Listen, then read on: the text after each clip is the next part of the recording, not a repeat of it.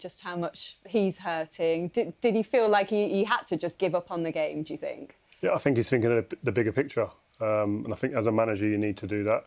The game had kind of slipped through their fingers. I think I said before you'd be disgusted with just two situations that probably cost them the goalkeeper errors and a red card. But I think also, like you said there, the first half, they had opportunities to really punish Arsenal in the transition, and it was just the final pass wasn't good enough. And it's about them moments, those quality, and I think he'll be as disappointed with that as he is with those big mistakes. He didn't want to comment on the sending off, Peter, but what was Emerson Royal thinking, and what did you make of the decision? I've got no idea. I think this is where the game hinges. You think always, even though Tottenham aren't in control of the game, you always think they've got a threat with 11 men on the field.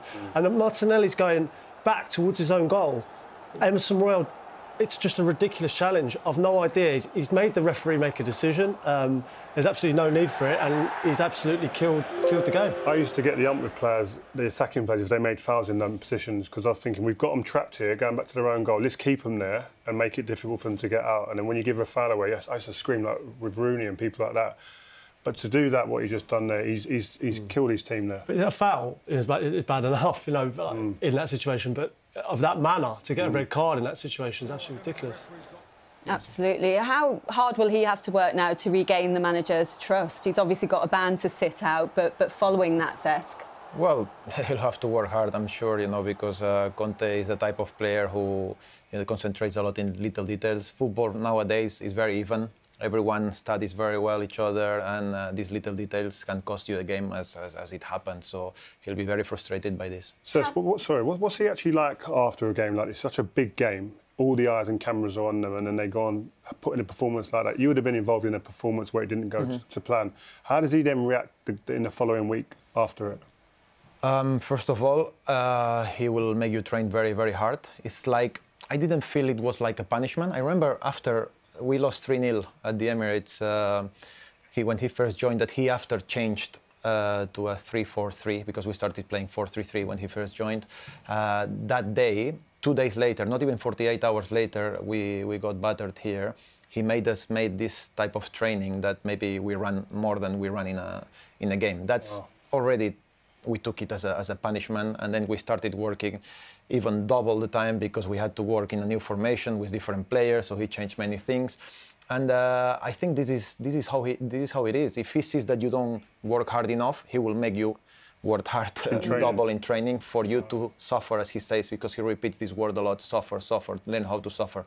But after a game, you know how he feels. If he comes and shake your hand, that means he's happy. If he doesn't come to you, better stay quiet. There'll be no handshakes today then, will there? Not today. I'm sure. Some tough sessions on the way, I think, for the Spurs players. For Mikel Arteta, though, he will be delighted. He's beaten Antonio Conte for the first time to send his side 4 clear at the top of the table. Let's get his thoughts with Des. Oh, pretty much everything you wanted from the players today. Was that it? They were phenomenal, I thought. From the beginning, we went for it. We had amazing support. We created a great energy in the stadium, and I think we deserved to win the game. A perfect start. You dominated possession. You were pushing them back from the beginning, and a fantastic goal from Thomas Partey. Oh, it was a great goal. Great feeling. We've been waiting for that one. The whole crowd has been shoot for a long time, for what he's been through and the injuries and the effort that he put his week again to be available for the team. I'm so happy for him. He deserves it. Yeah, 22 passes before that goal. That's quite impressive. It is, and it's our way of playing. We can attack in different ways, but obviously this is part of the way we want to play, and especially against this team that is so dangerous on the breaks. You need to be able to control the match. But that must have been very frustrating for you at half-time then, to go in level. It was, but they don't need much, In any action, anytime they're around the box, you have the feeling that they can create anything out of it, and you have to live with that. But I really like that we didn't play with that in the back of our minds. We were free, we were courageous, we were brave, and we went for it. And this is what we demand the players to do. Exactly, picked it up straight at the start of the second half. Gabriel Jesus, of course, scores the goal. That changes everything. How sharp he is and how lively he is. Bukayo as well, the decision making, to have the courage to attack 1, 2, 3 players there. And that's what you have to do. If they want to defend low, you have to make them defend the box and defend their goal. He's a wonderful signing because he's become an instant fit, which is perfect for a striker. It is, and again, it's just his winning mentality, the way he trains every day, the confidence that he brings to the team is taking us to a different level. And the team working as a team perfectly, and Granit Xhaka scoring the third goal. He was very pleased with that. You could feel the connection there between the players, between the staff, and between the crowd. And I'm so happy because I think it was a beautiful day, a beautiful game, and I'm so happy as well because I think we make a lot of our supporters very happy and proud. The red card was a dangerous challenge from our point of view. You see it the same way? I haven't seen the action. No. As for the result, this gives a big psychological boost to your players. I mean, they must be believers now. It gives us certainly a lot of encouragement to keep doing what we are doing and confidence to believe that we can play at this level. And it's just a game. We need to continue to improve and get better. It's a game. It's a big game, though. Big game, yeah. Cheers. A very big game, a beautiful day, he called it. Mikel Arteta also speaking about the connection that you can feel now with the crowd here. Cesc, he's had to ride out some real rocky periods here as well. Are the club now reaping the rewards for backing him, do you think? I think so, definitely. I know Edu very well. I know how he works. He's been very patient. He saw it exactly how it was. You need to give, confidence and trust to a young manager when he comes in, and depending of what type of players do you have. They had a really, really young squad, so they need to give time. We've all been young, and when we are all together, we had a very young team when I was captain of the club as well, and it's very, very tough because there are certain moments you're going to United with all these players who are super players but also very experienced, and sometimes you rush things, sometimes you are too emotional and you feel so good that you attack too much and then they kill you on the counter-attack as you guys used to do to us. So little moments that make a big difference, and I think Mikel slowly is creating a super team. Doesn't he deserve like a tremendous amount of credit? If you think about where he was, and the home fans were on his back big time, and the same as Xhaka, to come back and have that strength of character, to come back and now become, a fan's favourite is incredible. And hats off to Arteta and his team as well with the recruitment. The average age has gone down. They look exciting. They look solid at the back. They've got a good goalkeeper. I mean, it's easy to get carried away, but the improvements from sort of last year to this year have been. But this is credit to Mikel, obviously, for what he's doing and what he's creating on the pitch, but it's credit to the club as well, because nowadays we are so used to seeing clubs sack managers and changing and right and left all the time, every now and then, that you get confused. You confuse people because you're thinking, oh, the normal thing to do now is just sack everyone and start over again. No, it takes time. I think what's been you good could become for blind. Like the stadium, some of it was nasty. You could feel it. Yeah. And the fact that they've managed to stay calm, stick with what they believe and reap the rewards. I think what's helped him though is he's got a clear identity of what he wants to do. They got a target, but getting there, he knows the road and the path that he wants. He's very clear with the way he plays, with the way he wants the atmosphere and environment to be at the football club. And I think that's given him that time with the owners because they can see it. If you can't see it if you're an owner, you probably panic and think, oh, I might have to change this. But we know where he's going. We know how he wants to get there. Let's back him. Yeah, now finding home comforts now, 7 wins in a row. You mentioned Granit Xhaka there as well, Peter, and going through tough times. How has he been transformed? No, I just think, you throw in the captain's armband, the booing he was getting, like that reaction from the fans. I mean, to come back from that shows the character he's got. I think he owes a lot to Thomas Partey. I think he does such a big job in there to allow him to play further forward. But now he's full of confidence. He's got the fans back on side, and it's a credit to him. So do you reckon the change of positions helped him as well? It's freed him up a little bit, less responsibility maybe defensively? Defensively, yeah, because I feel sometimes he was too lonely in midfield. And he's got a good engine, but he's not fast enough for modern football, in terms of counter-attacks. It's a little bit like Sergio Busquets, or even myself, when there is open spaces, we struggle and we suffer a little bit more. And I think when they are more compact and he has more the license to go, he's got a good eye for the final pass as well. He has good timing to get into the box because without being super fast, he gets into good position. So definitely it suited him. Yeah, 2 goals and 3 assists already. What do we think then? Can Arsenal sustain this title push? It will be tough. It's a big challenge. I'm very confident. The only question mark is the Europa League. I played Europa League in the last year at Chelsea, and it's a really tricky competition because you play every Thursday, you play very far, you come back at 4 a.m, then you need to get ready on a Sunday, early kickoff. It's not easy. It will be interesting to see how Mikel manage the situation, but I believe that they are in the right way for sure. Yeah, big derby goals for both of them, as you've heard. Let's have a look at them then, because Gabriel Jesus took only 4 minutes of that second half to get on his North London derby debut. Manu. Yes, I think that was a brilliant start, from the Gunners. For at least the first 30 minutes, they were controlling the game. Look at the space the Tottenham leaves to the Arsenal strikers, and I think Lloris was guilty, on the second touch.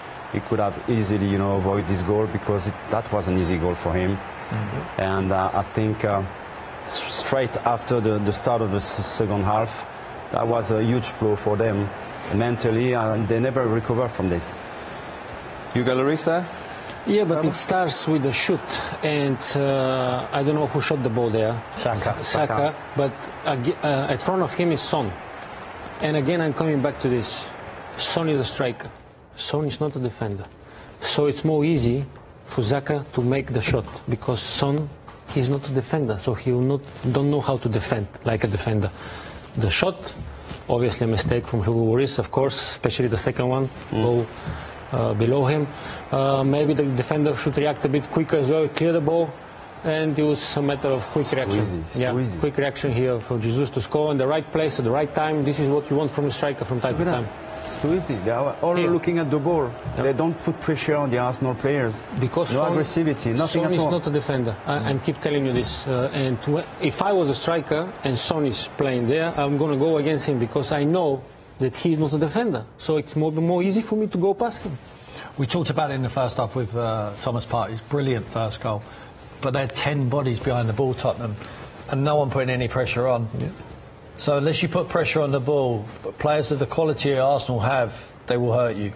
And there, he's absolutely right. Sonny's come back to help out. He's doing it for the team, because he's been instructed to do it for the team. Exactly. Get back behind the ball. Safety in numbers doesn't always work. There must be a method to it. You have to go and put pressure on. He lets Saka come on in his favourite left foot, gets a strike away, and Hugo would hold his hands up and know that he's made a mistake there. Not necessarily for the first save, but certainly when it comes off Romero, he has to gather the second one. Yeah.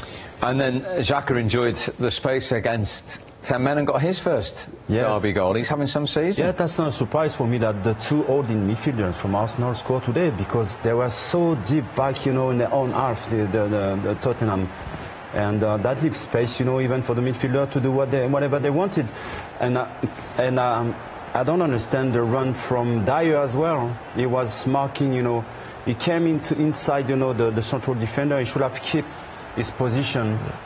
Look at that. Then he lost the balance, and it gives the opportunity to Saka, to make the strike. So poor defending, no aggressivity, no communication.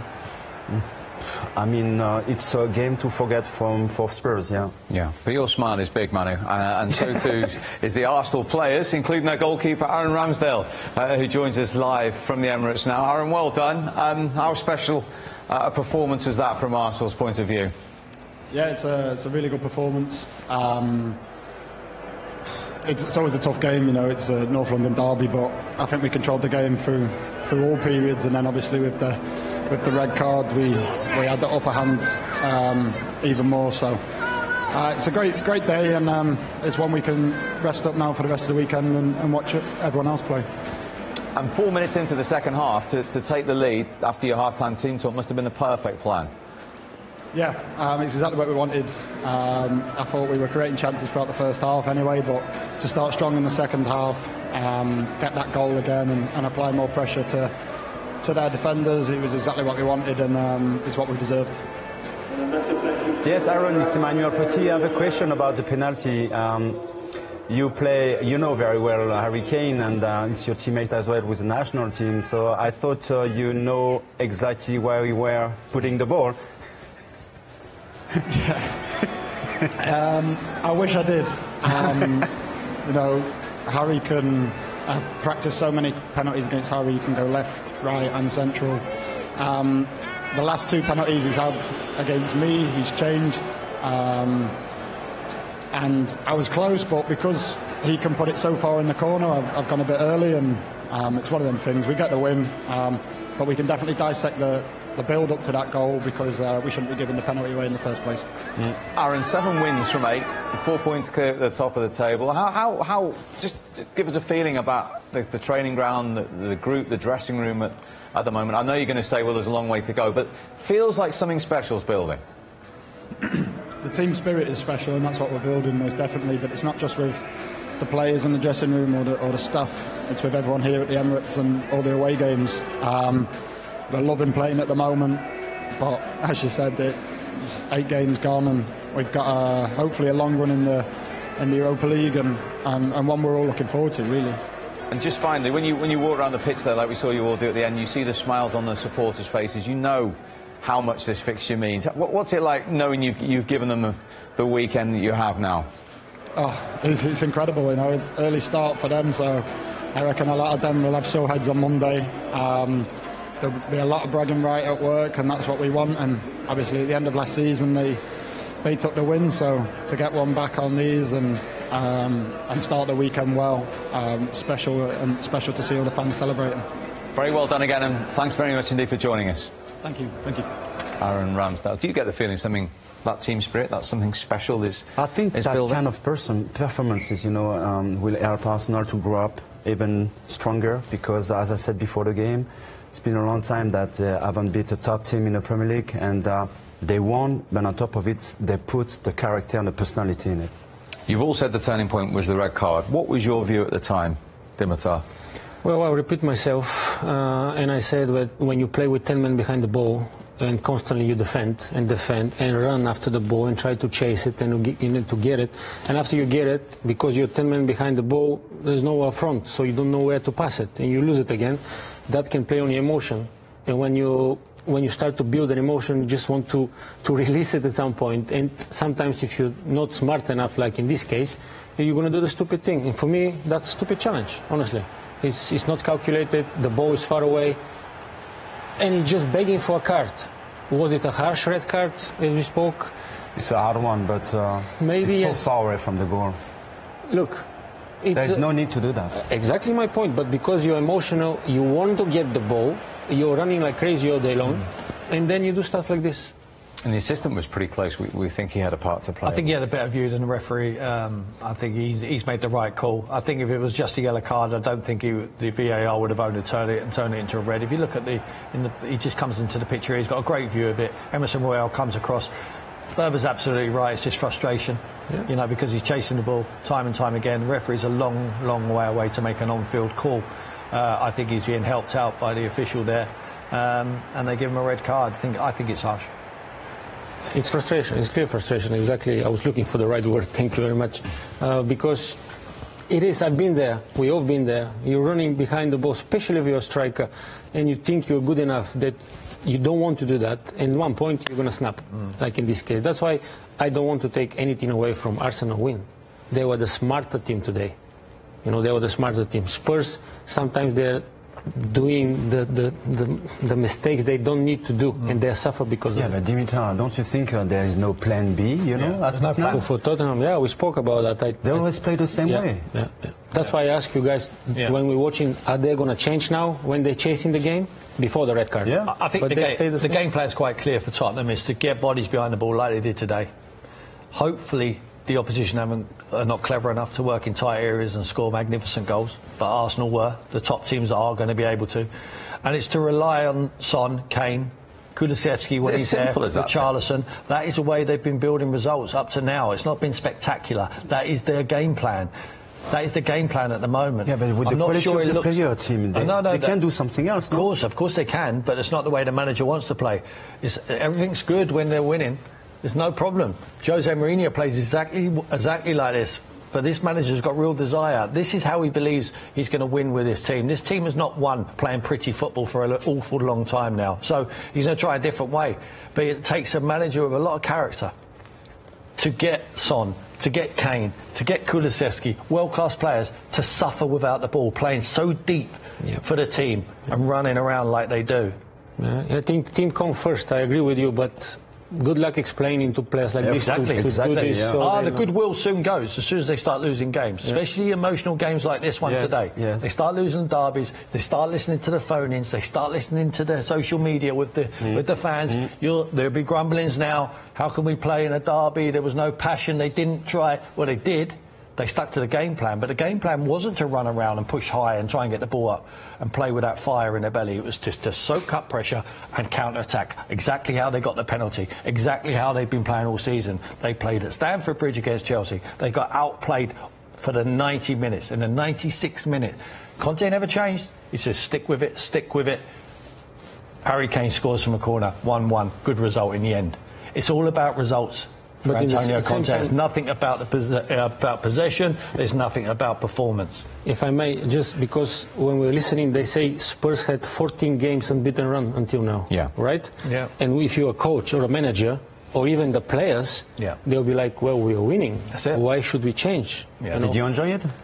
Of course not. You would not. If you are a player, actually, you'd not enjoy it, would you? Of course not. No, but still, statistics sometimes is the tool to persuade the player and say, look, 14 games we are unbeaten. So, but now maybe they'll change. So you're telling me the result is more important than the way you win games? For some coaches, obviously it is. Yeah. That could be. It's a coincidence, but we're gonna talk about Brighton and De Zerbi, and he's very well known in Italy.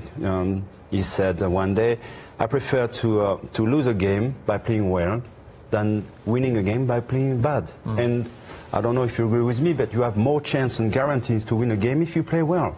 When you've got good players. If you enjoy what you're doing. When you've got good players, absolutely, it's easier, it's harder to convince. When you've got good players playing that way, and now we're starting to say it, but listen, he's absolutely right, 14 games without defeat. Antonio Conte will point to that, and he'll also point to managers in the past, me included, Pochettino, and he'll say, but you played that way and he never won.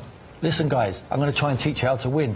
He wins at every single football club he goes to, so we've got to give him a chance to do it his way. He will not change for anyone, whereas Jose Mourinho tried to tweak it. When he heard the grumblings from the fans, we need to play more attractive football, tried to tweak it. It's not what he wants to do, and it didn't work out, and ended up getting rid of him.